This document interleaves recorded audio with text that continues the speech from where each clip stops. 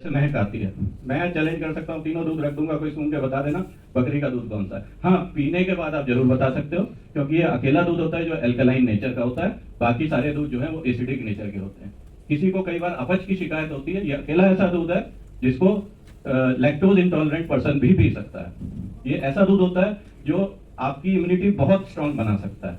तो सर ये हमारे इस तरीके के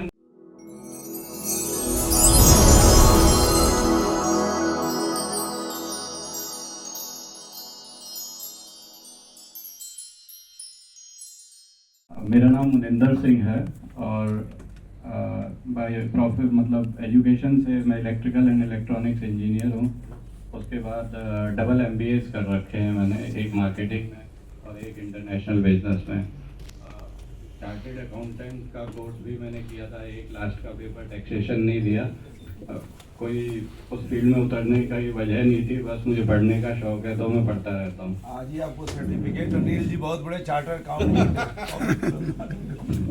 तो मुझे सर पढ़ने का शौक था।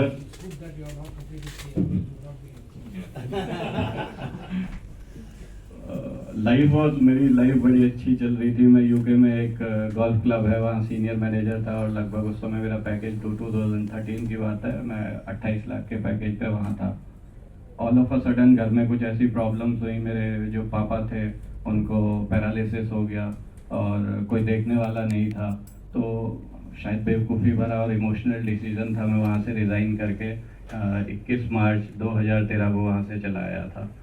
उस समय तो ऐसा ही लग रहा था कि मतलब बहुत बड़ा तीर मार रहे हो, वहाँ से आके आप अपने मम्मी पापा की सेवा कर रहे हो।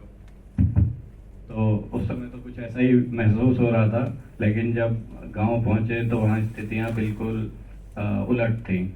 और मैं अपने मम्मी पापा का लायक बहुत एक होनहार अच्छा बच्चा था, तो कभी जीवन में सेविंग नहीं की थी। हर महीने जो कुछ तनख्वाह आती थी वो घर भेज दी जाती थी।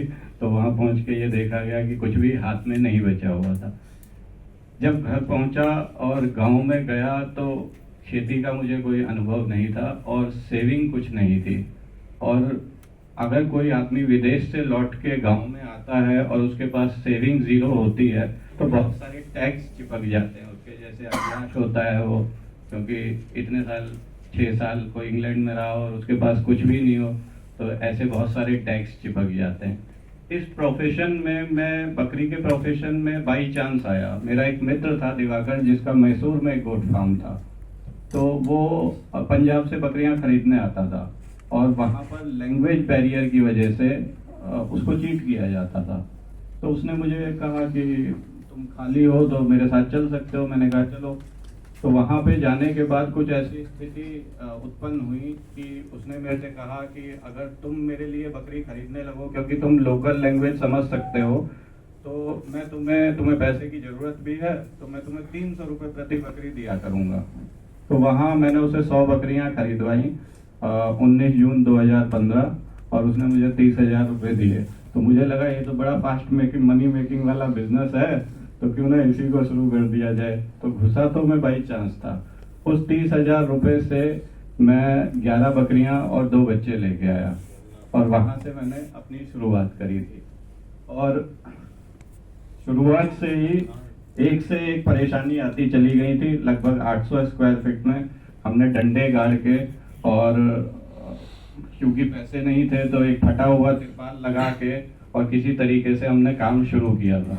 तो खुद ही बकरी चुगाने, बकरी तो खैर मैंने 3 साल तक तो रेगुलर ही चुगाई है, तो हंसी का पात्र तो मैं सभी को बनता था। और ऊपर से वेस्टर्न यूपी में मैं जाट कम्युनिटी से आता हूँ, तो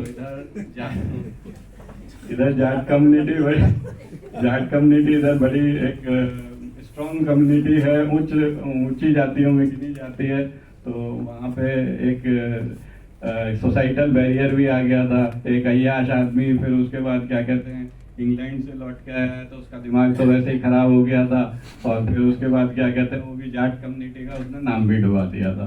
तो ये मेरी शुरुआत थी, जो रोज मैं कम से कम 20-25 लोगों से तो सुनता ही था।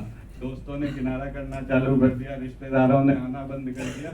जो कुछ मैं फेस कर सकता था वो मैंने फेस किया। धीरे धीरे करके शुरुआत तो ऐसा लगता था कि 15 से 20 हजार रुपए बस किसी तरह एक बार एक महीने की अर्निंग आ जाए तो जीवन चलने लगेगा। पर धीरे धीरे करके जैसे काम बढ़ता चला गया मेरा, तो एक स्टेज पे आके 2018 में मुझे लगा कि नहीं यार इसमें कुछ पैसा है।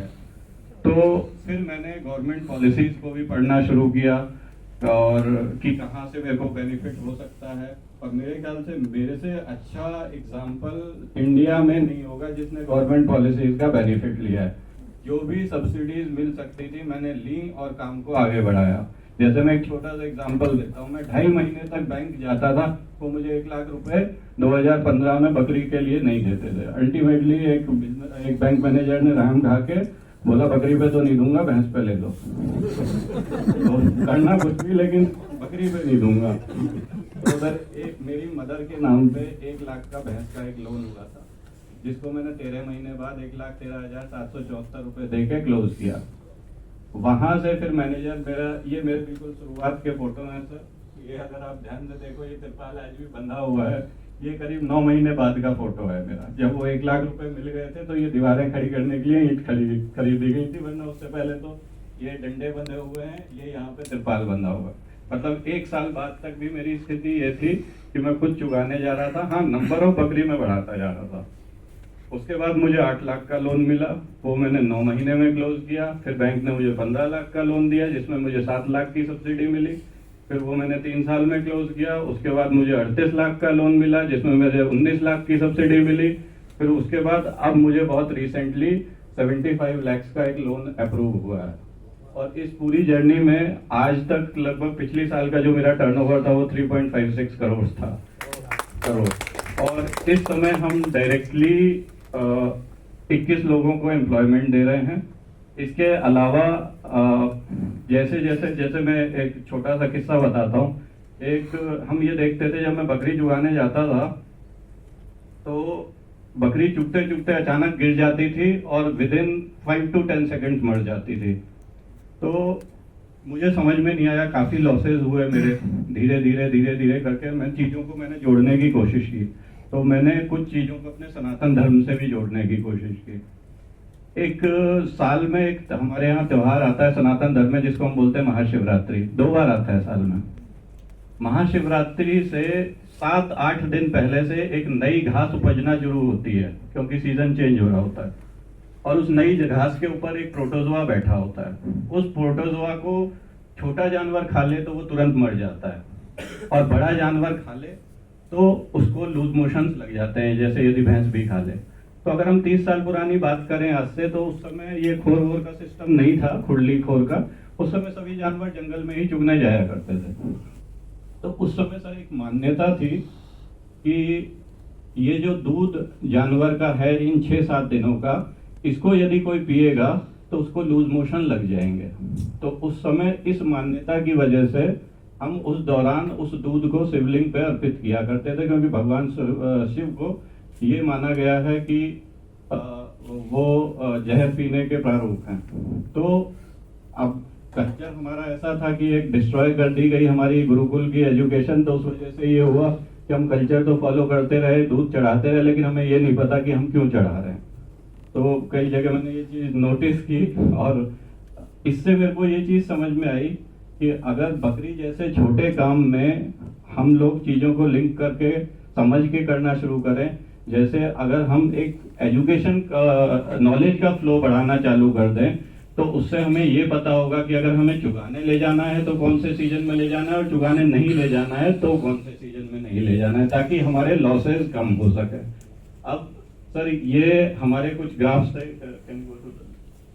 ये हमने बिल्कुल अपना 2015 में जब मैंने 1 लाख का लेन लेके शुरुआत की थी, और ये हमारे लास्ट ईयर का है जिसमें हमने पिछली साल 3.54 करोड़ का टर्नओवर किया है। इस साल हम एक्सपेक्ट कर रहे हैं ज्यादा। अभी अपने पास नेक्स्ट स्लाइड। ठीक, अभी क्या है सर, अब हम लोगों ने एक प्रशिक्षण केंद्र भी शुरू कर दिया है, और अभी तक हम 6 प्रशिक्षण सेशंस कर चुके हैं। और इन 6 प्रशिक्षण सेशंस में हमने 101 लोगों को जो 13 स्टेट्स को बिलोंग करते हैं ट्रेन किया है। मैं पर्सनली ट्रेनिंग देता हूं, और सबसे अच्छी बात सर ये है कि इनमें से 32 लोगों ने अपना फार्म सक्सेसफुली स्टार्ट कर दिया है। और इतना हिट रेशियो सर किसी भी इवन गवर्नमेंट ट्रेनिंग सेंटर्स का नहीं है। ये सब कुछ मेरे ट्रेनीज हैं और आप बिलीव नहीं करेंगे, कुछ जिला स्तर के अधिकारी जो एक्चुअली में आज भी जॉब कर रहे हैं वो भी मेरे ट्रेनीज हैं। कुछ सीईओ लेवल के लोग, कुछ स्टॉक मार्केट के लोग जो अभी मुंबई जैसी जगह पे बैठते हैं वो भी मेरे ट्रेनीज हैं।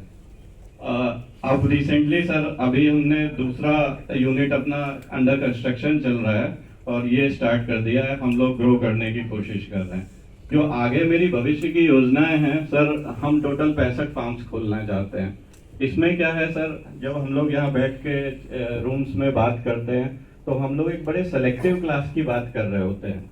ठीक है कि ये स्किल्ड है, इसको नेट पे यहाँ जाओगे वहां से जॉब मिल जाएगी इसको, लेकिन एक बहुत बड़ी क्लास है जो अनटच्ड है और अनस्किल्ड है, जो आपकी ये जो वेबसाइट्स हैं या स्मार्टफोन्स हैं उनसे आज भी अनटच्ड है वो, और उनके लिए जॉब क्रिएशन की बात कोई नहीं सोच रहा है।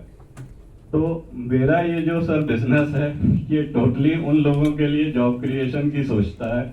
अच्छा, इस चीज को अगर हम थोड़ा सा और ऑर्गेनाइज करेंगे तो मुझे इसमें बहुत आगे बहुत बड़ी अपॉर्चुनिटीज दिखाई दे रही हैं। तो मेरा प्लान है कि मैंने एक रूट चार्ट डिफाइन किया है जो अमृतसर से लेके और चेन्नई तक जा रहा है और इधर कलकत्ता तक जा रहा है। हम उन पे मार्केटिंग पॉइंट ऑफ व्यू से 65 फार्म्स खोलेंगे और इन 65 फार्म्स को खोलने के बाद जो मेरी एक्सपेक्टेशन है हम 2000 करोड़ का टर्नओवर कूद जाएंगे। ये काम हम अगले 3 से 4 वर्ष में करेंगे। अभी मैंने पहली बार फंड रेजिंग भी करी है और 45 लाख रुपए की फंड रेजिंग की है, जो मैंने अपनी कंपनी में मतलब एक नई कंपनी का स्तर दिया है और 4.5% केवल में मीन्स 10 करोड़ मेरी वर्थ क्रिएट हो चुकी है आज की डेट में। इसके अलावा क्या है, हमारा जो थॉट प्रोसेस है वो थोड़ा सा अलग है। हमने बकरी को कभी, जैसे जब हम बात करते हैं कि बकरी, तो लोगों के दिमाग में सिर्फ एक चीज आती है ईट। उन्होंने बकरी की एक टैगिंग कर दी है, उसकी एक टैगिंग हो चुकी है कि ये मीट का जानवर है। हम लोगों के ये जितने फार्म्स हैं, हमने अभी तक आज तक की डेट में एक भी बकरी मीट पर्पज से नहीं बेची है। मैं ये नहीं कह रहा मीट पर्पज से बेचना गलत है, लेकिन हमारा जो मॉडल है हम लोग टोटली ब्रीडिंग मॉडल पे काम कर रहे हैं। हमें ये लगता है कि ब्रीडिंग मॉडल में ही इतना गैप है कि हमें उसको कटवाने के लिए देने की कोई जरूरत नहीं है। हालांकि ये भी सच है कि लास्ट में जाके कटेगी। 12 वर्ष की उसकी एज होती है, भैंस भी कटती है जिस दिन दूध देना बंद कर देती है, लेकिन उसकी ब्रांडिंग दूध के पशु के रूप में हो चुकी है और मेरे जानवर की जो ब्रांडिंग है वो मीट के पशु के रूप में हो चुकी है। जबकि मेरे जानवर का जो दूध है वो ह्यूमन मदर के दूध को 98% रिजेंबल करता है, जबकि भैंस का सिर्फ 27% करता है। लेकिन चूंकि एजुकेशन का प्रोपोगेशन नॉलेज का प्रोपोगेशन बंद हो गया था, क्योंकि ये जो काम लोग कर रहे थे वो इतने लो इकोनॉमिक क्लास और रिजेक्टेड क्लास के लोग थे कि उस नॉलेज को किसी ने आगे प्रोपोगेट करने की कोशिश नहीं की है। बकरी के दूध की इतनी सारी प्रॉपर्टीज होती हैं जो लोगों को पता भी नहीं है, और इतने सारे बकरी आगे जो है हम और इस तरीके के बना के और इसको और एजुकेशन और इससे एम्प्लॉयमेंट जनरेट करने की कोशिश करेंगे।